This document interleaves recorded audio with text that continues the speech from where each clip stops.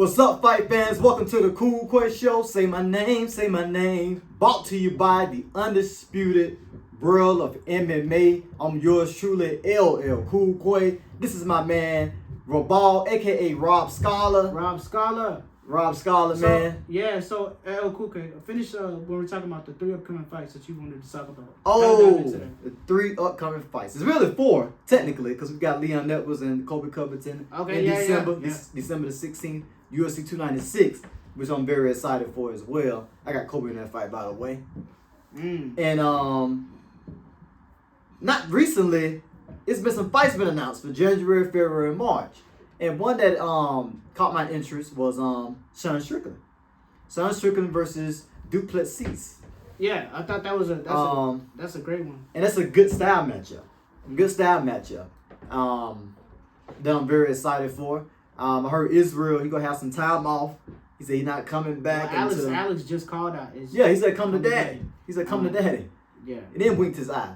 Alex, let it go. Focus on light heavyweight and focus on Jamal here, a dangerous prospect that you gotta fight.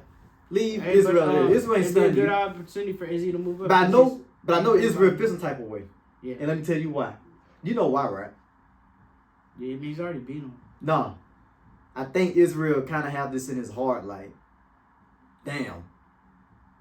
I moved up to fight at light heavyweight, and I didn't win it against Jumbo Hopeless. Yeah, but he beat Jumbo Hopeless, and now he won. Yeah. So I know that's in the back of Israel's head.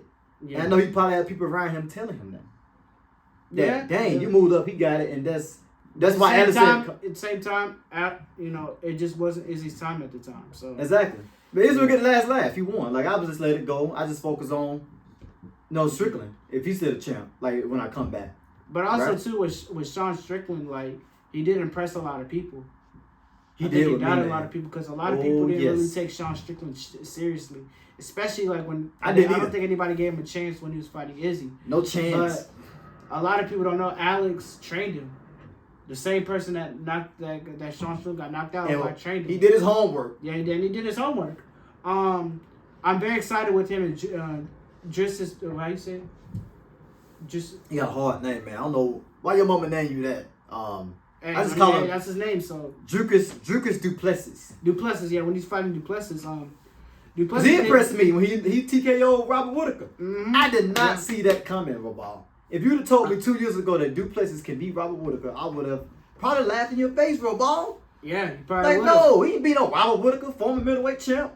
Yeah, but he did. And he did. They thought him and Izzy were gonna be the next ones up, but this is why MMA is so fascinating because you just never know what's gonna happen. It's so unpredictable, man. It's so unpredictable. Like, I know they talk about football, basketball, unpredictable, but this sport is really, really unpredictable. You never know what'll happen. So even with this fight, I'm gonna go with Sean Strickland. Like Sean Strickland really did a lot. The way he controlled the fight, the way he just mastered everything. I'm gonna go ahead. Wasn't scared, just in his face, doing that famous Mayweather shoulder roll. You know what I'm saying, and just keeping Israel off him. Yeah. You know what I'm saying. So I think I'm gonna go with Strickland, man. A lot of people sleeping on Strickland. If he can beat anybody, I know he can beat Dricus du Plessis. Now, if he was fighting Hamzat next, if Hamzat had a hand injury, he fight him next, this would have been a different topic of discussion, Robot. I probably have to go with Hamzat because of that wrestling, and I thought he can slide in submission. So and then Volk is fighting Topuria. Topuria. He fights Topuria. Yep. In February. Yeah. I think they're doing that in Australia, by the way. Oh, that's good in his hometown. In his hometown, it's perfect. I think Volk will get it. I think it's a fast turnaround. Huh? I think it's a fast turnaround for Volk because he fought in October. Well, hey, Volk stepped up. Volk stepped up and he knocked out. So I mean, I'm not gonna sit there and critique Volk. I mean, he stepped up when nobody else wouldn't. Yeah. Islam got it, but I think it was probably just too soon. Yeah. So that's what it was. But hey, Alexander stepped up when nobody did it, so you got to give him that credit. And traveled all the way to Abu Dhabi doing it. Yeah. Like at last minute, leaving his family, going to Abu Dhabi, last minute training camp. I know he's still in the gym, like doing like conditioning workouts and helping other fighters, but he wasn't training specifically for Islam. He's like, shoot, I fought him. I arguably beat him the first time, in some people's opinion. Why not go back in there and get a check? Yeah. And even if he didn't win, he still got paid. Yeah, he got paid good. Yeah. For that. Yeah. So, you know, but I feel like he'll defeat Topuria, though. I feel like if I go for the fight, I got him. I'm going to do a little more research on it. I know Volk said he go to like a sports like psychologist where they talk to him and, you know, have his mind right, like, you know, in fights. So, he, you know how some fighters, they get knocked out and come back like, oh my God, what's going on with him? Yeah. He's like an amateur. What is going on? He'll look the same. Yeah. You know, so that's what Volk do with his career. Like, what about and then you got Sean O'Malley. Oh, Cheeto Vera. Welcome to the Sugar Show. Welcome to the Sugar Show, baby. Some of my Kool-Aid in here, y'all. Getting sugar. Yeah, man, this guy. So Coolquay, my bro. What do you think about how do you see that fight playing out? Because we did see that fight the first time. We did. And Cheeto won, but the same time, Sean beat himself. Sean injured his leg. He injured his own leg. So that's how he got the win. So how do you see that fight playing out? Because I know Sugar Sean want that revenge. You know I got Sugar Sean on Malley, by the way. Yeah. For the fight. You know I'm a big fan. I am on the Sugar train, and we did go to the after party when he beat Aljamain Sterling and went to the Sugar Factory. I wish you guys was there. We had so much fun with ball. Oh yeah, and actually Sugar Sean, he pulled up to one of my friends' jobs. They actually I met Sugar Sean. He said Sugar Sean is like. Are you serious? Yeah, I'm serious. You know, I think Sugar Sean, he gets a bad rep of being cocky and all that. Be a little cocky in the sport, man. Yeah. Well, he said he's down to earth, and he said he was cool. He's just like any other. Snoop Dogg like him. Yeah. Snoop Dogg's a fan. You got Snoop Dogg like you. You gotta be down to earth. That's a down to earth OG right there. Oh yeah. You know what I'm saying? And he'll smoke all day. Don't give a what you say. Yeah. You know what I'm saying? So yeah, I mean you gotta be a little cocky. And then speaking of Sugar Sean, I know he did as a kickboxer. You just recently, earlier today, had a first kickboxing session. So tell the fight fans how that was about. Ball. It went good, man. I finally got the balls and the courage to go to get the training I need. I've been saying I'm gonna do it for a long time since I was in high school. I've been out of high school for 4 years, you guys. Not that old. We're around the same age in our 20s. Still in our prime. But I finally went in there, I went in there. This is my second time going there to train Muay Thai. Okay. We did the conditioning workout and stuff like that. I was already preparing my body with the conditioning, with like running around my neighborhood, doing push-ups, sit-ups, you know, just staying on the healthier side so I can keep up with these guys. Okay. You know, when it comes to how is it? How is it like with the guys? But the guys are cool. The guys are cool. When they see someone doing wrong, if it's like I'm guarding wrong or doing something wrong, they always tell me respectfully, like, hey man, your guard like this is the way you're supposed to do it. And they'll demonstrate it. Yeah. I always demonstrate what they're telling me to do. And I say, you know what, let me do it. Yeah. Let me do it to you to see if I'm doing it right. And that's what I like. Yeah. The vibe is good, man. The vibe is good. I learned just how to, you know, boxing, the Muay Thai stance, how to box. You know, you see Alex Pereira standing in the stance, where he's blocking like that. He got his like, look at his body language. And as he was showing me how to stand in that Muay Thai stance, when I was boxing ball, I thought about Alex Pereira. I thought about Israel Adesanya. Because that's how they stand. We see them guys fight. Okay. They're kickboxers. So let me ask you. It was good, man. I learned a lot. Like, I can teach you something about after this show, man. I can. So let me ask you this. Will you act? Do you kind of envision yourself going in there and actually like doing a sparring session with somebody? I do. Before I leave, you know, after I get my training in, after we do all the little shadow boxing and, you know, and I feel like I got it down pat, and when the coach feel like, hey, you were good enough to get out there with a guy on your level to spar, I wouldn't mind doing it.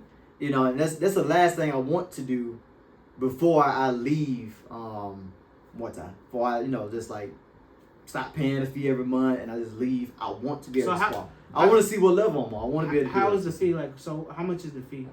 It's $100 a month, guys. Okay. You can't beat it. Okay. That's good up for Coolquay, right? Yeah, you know, and then I take also the chicks out to dinner. I spend down there $100. You know what I'm saying? So, but you know. hey, honestly, Lil Zion, the one I don't know if y'all know Lil Zion. Zion. He trained, yeah. Him and George, they trained jiu-jitsu. And you know the good thing about it is you always said you was gonna do it, you just never did it. But hey, you took that first step. Man. Yeah. You took that first step. Mm-hmm. And I've said this before: a journey of 1,000 miles starts with one step. You took that first step. And I wrote it on my wall. Exactly. And I looked at it and I said, you know what, I'm going to do it. Let's give Quay ball. flag for Quay because you should have. No, you should because that's an accomplishment. I appreciate he said, hey, it, look, man. I want to do this. I said I was gonna do it, and he did it. You know, Yeah. Just even I with the appreciate it, training, Bob. exactly. This is a real one right here. Yeah, so and with the training, get you a friend like Ball, man. Oh yeah. You got a friend like appreciate Ball, you need to change some stuff in your life. Oh yeah. To 2024. Yeah. Right on your list. Get you a good friend. Yeah, and then also too, Appreciate it, what man. I liked about his training, about what he was telling me is, you know, he was saying, hey, look, he's teaching himself. He's a student of the game, so he's going to treat himself as a beginner. Exactly. Always look at himself as a beginner. Exactly. And it's okay to mess up.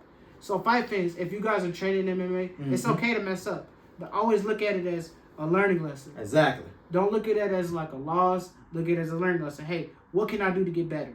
How can I better improve myself on my stance or whatever areas I got to improve? But always look out to get out and see. Don't always be comfortable. Get out of your comfort zone. That's what the coach said. Yeah, exactly. Yeah. And be open-minded. Any martial art you do, whether it's karate, Muay Thai, Coolquay, Brazilian Jiu-Jitsu, boxing, wrestling, any type of martial art, always be willing to go in there with an open mind. Exactly. And then be like, hey. That's what you gonna learn, man. That's the only way you're gonna learn. You gotta ask questions. Yeah. Ask questions. Ask questions and then say, hey, how can I do this? How can I do this better? How can I do this you know better? What I'm saying? Those people are here to help you. And I'm pretty sure the people at the inside gym, they was helping me, man. See you. They always want to see you improve. Yeah, and I said, thanks for y'all patience. Yeah. I'm new. Thanks for your patience. Thanks for, they demonstrated about like 10 times until I actually started to get it. And I was like, thanks for you guys' And sometimes patience, you might have to do a move 10 or 100 times to perfect it. I remember when I was watching Chael Sonnen and he was training with GSP, he said GSP did one move like maybe 100 times just so he can get it right. So he can master it. That's what makes a champion. Mm-hmm. And I don't know, Quay, if you want to do this professionally, but you say you want to. You never know. You never know. You never know what could lead you. You never know. So treat yourself as a student of the game. Always be willing to learn and just improve. And like I said, he's making that first step. So yeah, it's gonna be it's like a marathon. And it's gonna pay off. It's gonna pay off. It's keeping you healthy. And then you learn it. You're taking an art out of it. You're learning something. You're using your muscle memory. You're learning how to do something. You know what I'm saying? That you might need down the line. It's something you can tell somebody. Like, hey, man, I watch MMA. I'm a hardcore fan. And this is something that I know. He has the experience. I have experience. I have been in the gym with a coach, like one of the best coaches, and Coach Wells. And I'm putting in the work, man. Yeah, he's putting the work, and you can actually like know how fighters like their style. Yeah. We got a lot of Muay Thai fighters in the MMA community in the UFC. A lot of kickboxers, a lot of French kickboxers like for example Sarah Gunn. A lot of kickboxers like Israel Adesanya. These names and stuff like that. And the list goes on. Instead of watching it, I want to actually learn how to do it. Yeah, exactly. For me, you know what I'm saying. Especially when I'm young and I'm 20, I don't want to keep waiting. Then I get in my 40s and late 30s and mid 30s. I'm like, at the same my body, time, hey, I don't want to. You took that first step. You took that first step and wanted to do it. Exactly. So it's only gonna go up from here. So, yeah, that's right. So LL Coolquay, Volkanoski Petros, man. I'm the Rob Scholar, LL AKA Rob Scholar.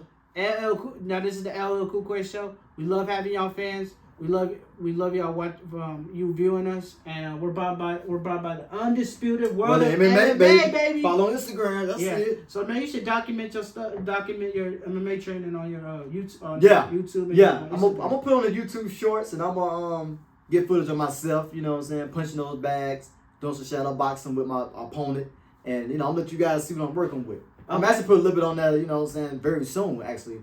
Because it's my second training session, so watch out for that. Okay. You know what I'm saying? Y'all might see me get my ass whooped, but you know what I'm saying? Hey, but you know what? Still footage, that's how you gonna learn. And I'm gonna learn from it. That's how you gonna learn. I'm gonna learn from it. I don't get mad and throw my mouthpiece. Nah, man, I'm gonna learn from it. I'm here to learn. Yeah. You know? All right. Like I said, LL Coolquay, Rob Scholar, LL Coolquay show brought to you by the Undisputed World MMA. And we out. We out. It didn't work.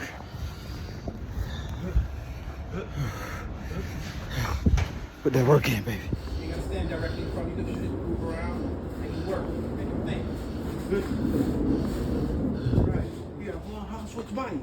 Okay, there you go. Body. Right. Okay. Then I'm gonna go 1, 2, inside. Boom. Step over. Bow. Outside. Okay. 1, 2, inside. Step over. Outside. Good. And you gotta find out your spar. But you gotta play. And you gotta work with people. So it's not so much power exchange. where you're too worried.